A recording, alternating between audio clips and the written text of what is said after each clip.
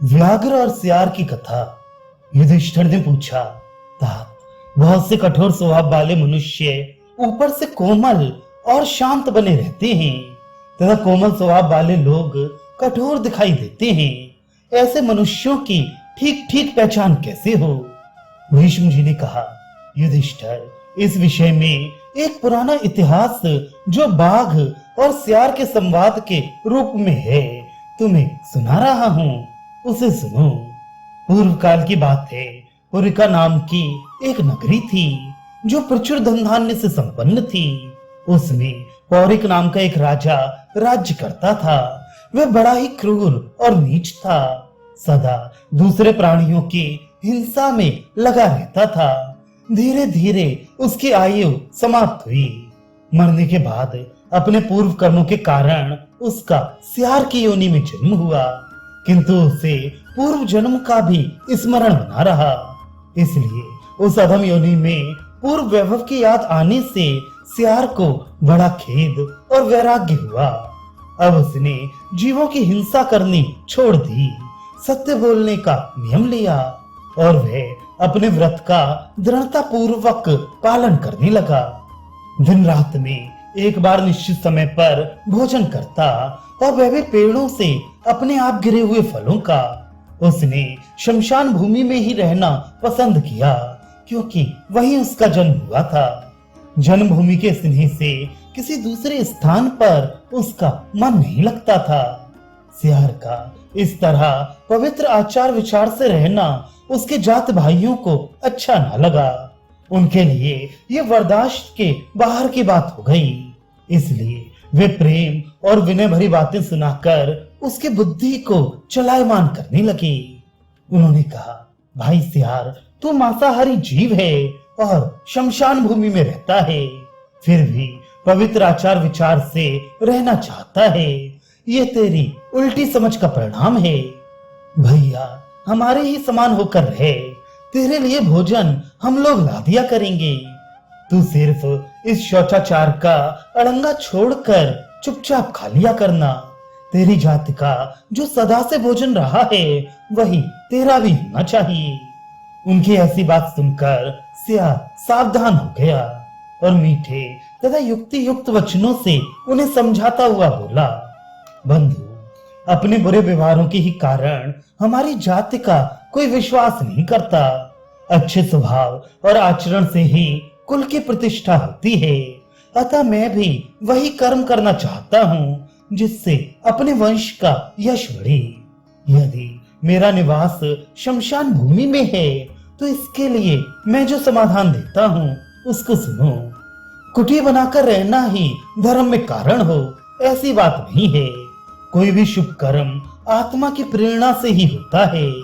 आश्रम में रहकर ही यदि कोई गौ की हत्या करे तो क्या उसे पाप नहीं लगेगा? अथवा आश्रम से अलग शमशान आदि स्थानों में ही यदि कोई गोदान करे तो क्या वह व्यर्थ हो जाएगा? उससे पुण्य नहीं होगा? तुम लोगों की जीविका असंतोष से पूर्ण, निंदनीय, धर्म की हानि के कारण दूषित तथा इस लोक और परलोक में अनिष्ट फल देने वाली है। इसलिए मैं उसे पसंद नहीं करता। सियार के इस आचार विचार की चर्चा चारों ओर फैल गई।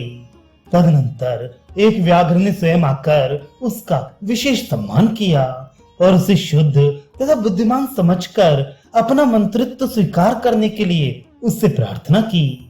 व्याघ्र बोला, स्वामी, मैं तुम्हारे स्वरूप से परिचित हूँ। तुम मेरे साथ चलकर रहो और मनमाने भोग भोगना। एक बात तुम्हें सूचित कर देते हैं, हमारी जाति का स्वभाव कठोर होता है, यह दुनिया जानती है। यदि तुम कोमलता पूर्वक व्यवहार करते हुए मेरे हित साधन में लगे रहोगे तो तुम्हारा भी भला होगा। सियार ने कहा, मृगराज, आपने मेरे लिए जो बात कही है वह सर्वथा आपके योग्य है तथा आप जो धर्म और अर्थ साधन में कुशल एवं शुद्ध स्वभाव वाले सहायक ढूंढ रहे हैं, ये भी उचित ही है। महाभाग, इसके लिए आपको चाहिए कि जिनका आपके प्रति अनुराग हो, जिन्हें नीति का ज्ञान हो, जो संधि कराने में कुशल विजयाभिलाषी, लोभ रहित, बुद्धिमान, हितैषी तथा उदार हृदय वाले हों, ऐसे व्यक्तियों को सहायक बनाकर पिता और गुरु के समान उनका आदर करें। आप मेरे लिए जो सुविधाएं दे रहे हैं उनकी मुझे इच्छा नहीं है। मैं सुख, भोग तथा उनके आधारभूत ऐश्वर्य को नहीं चाहता। आपके पुराने नौकरों के साथ मेरा स्वभाव भी नहीं मिलेगा। वे दुष्ट प्रकृति के जीव हैं, आपको मेरे विरुद्ध भड़काया करेंगे। उनका प्रताप बढ़ा हुआ है, अतः उनको मेरे अधीन होकर रहना अच्छा मालूम नहीं होगा। इधर मेरा स्वभाव भी कुछ विलक्षण है। मैं पापियों पर भी कठोरता का बर्ताव नहीं करता, दूर तक की बात सोचता हूँ।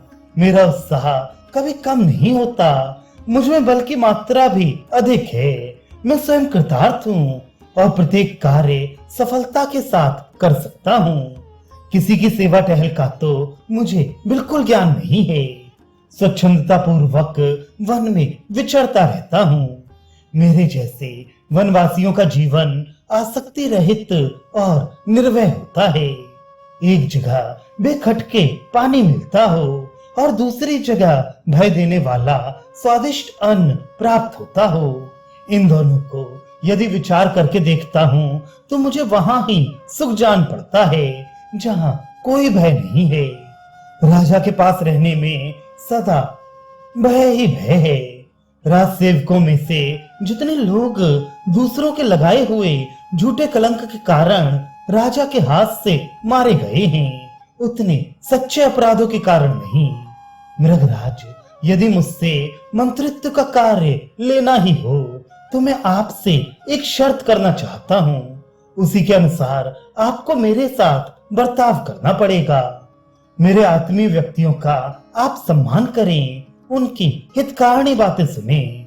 मैं आपके दूसरे मंत्रियों के साथ कभी परामर्श नहीं करूंगा। एकांत में सिर्फ आपके साथ अकेला ही मिलूंगा और आपके हित की बातें बताया करूंगा। आप भी अपने जाति भाइयों के कामों में मुझसे हित अहित की बात ना पूछिएगा। मुझसे सलाह करने के बाद यदि आपके पहले के मंत्रियों की भूल भी साबित हो तो उन्हें प्राणदंड ना दीजिएगा तथा कभी क्रोध में आकर मेरे आत्मीय जनों पर भी प्रहार ना कीजिएगा। शेर ने ऐसा ही होगा कहकर सियार का बड़ा आदर किया। सियार ने भी उसका मंत्री होना स्वीकार कर लिया। फिर तो उसका बड़ा स्वागत सत्कार होने लगा। प्रत्येक कार्य में उसकी प्रशंसा होने लगी। ये सब देख सुनकर पहले के सेवक और मंत्री जल बन गए। सब उसके साथ द्वेष करने लगे। उनके मन में दुष्टता भरी थी, इसलिए वे झुंड बांध बांध कर बारंबार सियार के पास जाते और अपनी मित्रता जताते हुए उसको समझा बुझाकर अपने ही समान दोषी बनाने की कोशिश करते थे। सियार के आने से पहले उनका रहन सहन कुछ और ही था। दूसरों की वस्तु छीनकर स्वयं उसका उपभोग करते थे, किंतु अब उनकी दाल नहीं गलती थी। वे किसी का भी धन लेने में असमर्थ थे, क्योंकि सियार ने उन पर बड़ी कड़ी पाबंदी लगा रखी थी। वे चाहते थे सियार भी डिग जाए, इसलिए तरह तरह की बातों में उसे फुसलाते और बहुत सा धन देने का लोभ दिखाते थे। मगर सियार बड़ा बुद्धिमान था, वे उनके चकमे में नहीं आया। उसने धैर्य नहीं छोड़ा। तब उन नौकरों ने उसका नाश करने की शपथ खाई और सब मिलकर इसके लिए प्रयत्न करने लगे। एक दिन उन्होंने शेर के खाने के लिए जो मांस तैयार करके रखा गया था उसे उसके स्थान से चुरा लिया और सियार की मांद में ले जाकर रख दिया।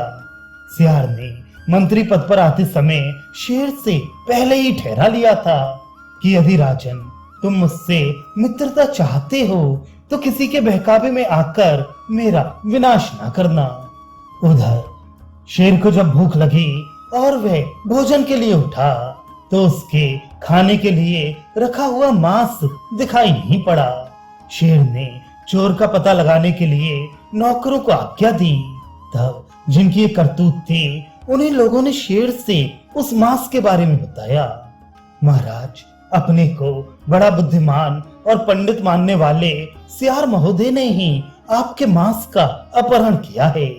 सियार की ये चपलता सुनकर शेर गुस्से में भर गया और उसको मार डालने का विचार करने लगा।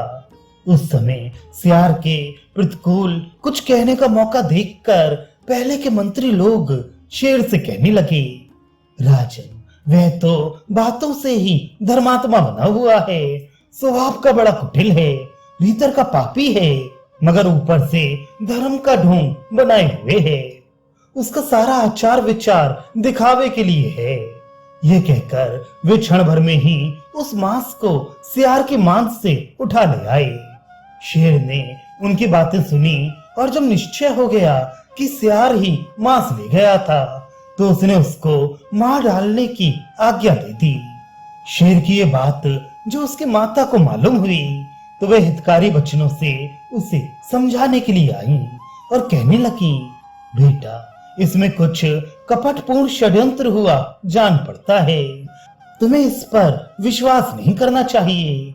काम में लाग डांट हो जाने से जिनके मन में पाप होता है, वे निर्दोष को ही दोषी बनाते हैं। किसी को अपने से ऊंची अवस्था में देखकर अक्सर लोगों को ईर्ष्या हो जाया करती है। वे उसकी उन्नति सह नहीं सकते। कोई कितना ही शुद्ध क्यों ना हो, उस पर भी दोष लगा ही देते हैं। लोभी शुद्ध स्वभाव वाले व्यक्तियों से और आलसी तपस्वियों से द्वेष करते हैं। इसी प्रकार मूर्ख लोग पंडितों से, दरिद्र धनियों से, पापी धर्मात्माओं से और कुरूप रूपवानों से डहा रखते हैं। विद्वानों में भी कितने ही ऐसे अविवेकी, लोभी और कपटी होते हैं, जो बृहस्पति के समान बुद्धि रखने वाले निर्दोष व्यक्ति में भी दोष निकाला करते हैं। एक और तो जब घर में सुनसान था, उस समय तुम्हारे मांस की चोरी हुई है। दूसरी ओर एक व्यक्ति ऐसा है जो देने पर भी मांस लेना नहीं चाहता। इन दोनों बातों पर अच्छी तरह विचार करो। संसार में बहुत से असभ्य प्राणी सभ्य की तरह और सभ्य असभ्य की तरह देखे जाते हैं। इस प्रकार उनमें अनेकों भाव दृष्टिगोचर होते हैं, अतः उनकी परीक्षा कर लेनी उचित है। आकाश आधी कड़ाही के समान और जुगनू अग्नि के समान दिखाई देते हैं, किंतु ना तो आकाश में कड़ाही है और न जुगनू में आग ही है। इसलिए सामने दिखाई देती हुई वस्तु की भी जांच करनी चाहिए। जो जांचने बूझने के बाद किसी विषय में अपना विचार प्रकट करता है, उसे पीछे पछतावा नहीं होता। राजा के लिए किसी को मरवा डालना कठिन काम नहीं है, मगर इससे उसकी बड़ाई नहीं होती। शक्तिशाली पुरुष में यदि क्षमा हो तो उसी की प्रशंसा की जाती है, उसी से उसका यश बढ़ता है।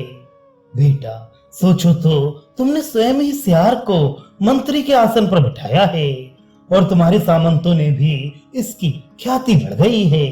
ऐसा सुपात्र मंत्री बड़ी मुश्किल से मिलता है। ये तुम्हारा बड़ा हितैषी है, इसलिए तुम्हें इसकी रक्षा करनी चाहिए।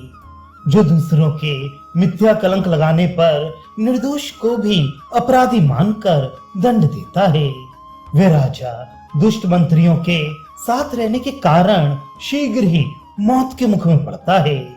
शेर की माता इस प्रकार उपदेश दे ही रही थी कि उस शत्रु समूह के भीतर से एक धर्मात्मा व्यक्ति उठकर शेर के पास आया। वह सियार का जासूस था। उसने जिस प्रकार वह कपट लीला की गई थी, उसका भंडाफोड़ कर दिया। इससे शेर को सियार की सच्चरित्रता का पता चल गया और उसने मंत्री का सत्कार करके उसको इस अभियोग से मुक्त कर दिया तथा अत्यंत स्नेह के साथ उसे बारंबार गले से लगाया। सियार नीति शास्त्र का ज्ञाता था। उसने शेर की आज्ञा लेकर उपवास करके प्राण त्याग देने का विचार किया। शेर ने उसे इस कार्य से रोका और उसका भली भांति आदर सत्कार किया। उस समय स्नेह के कारण उसका चित्त विकल हो रहा था। मालिक की अवस्था देखकर सियार का भी गला भर आया और वह उसे प्रणाम करके गदगद कंठ से बोला, राजन, पहले तो आपने मुझे सम्मान दिया और पीछे अपमानित कर दिया, शत्रु की सी स्थिति में पहुंचा दिया। अब मैं आपके पास रहने के योग्य नहीं हूँ। जो अपने पद से हटाए गए हों, सम्मानित स्थान से नीचे गिरा दिए गए हों, जिनका सर्वस्व छीन लिया गया हो, जो दुर्बल, लोभी, क्रोधी और डरपोक हों, जिन्हें धोखे में डाला गया हो, जिनका धन लूटा गया हो तथा जिन्हें क्लेश दिया गया हो, ऐसे सेवक शत्रुओं का काम सिद्ध करते हैं। आपने परीक्षा लेकर योग्य समझकर मुझे मंत्री के आसन पर बिठाया था और फिर अपनी की हुई प्रतिज्ञा को तोड़कर मेरा अपमान किया है।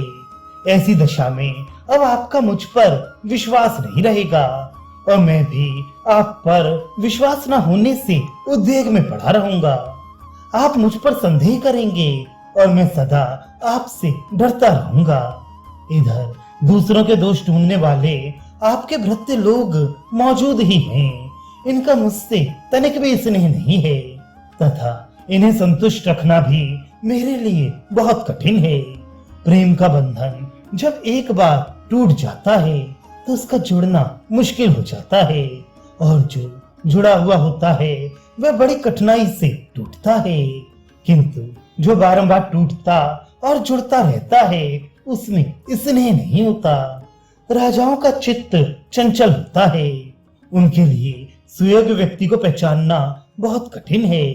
सैकड़ों में कोई एक ही ऐसा मिलता है जो सब तरह से समर्थ हो और किसी पर भी संदेह न करता हो। इस प्रकार धर्म, अर्थ, काम तथा युक्तियों से युक्त सांत्वनापूर्ण वचन कहकर सियार ने शेर को प्रसन्न किया और फिर स्वयं वन में चला गया। वह बड़ा बुद्धिमान था, इसलिए शेर की अन्य विनय न मानकर मृत्यु पर्यंत निराहार रहने का व्रत ले एक स्थान पर बैठ गया और अंत में शरीर त्याग कर स्वर्ग धाम में जा पहुंचा।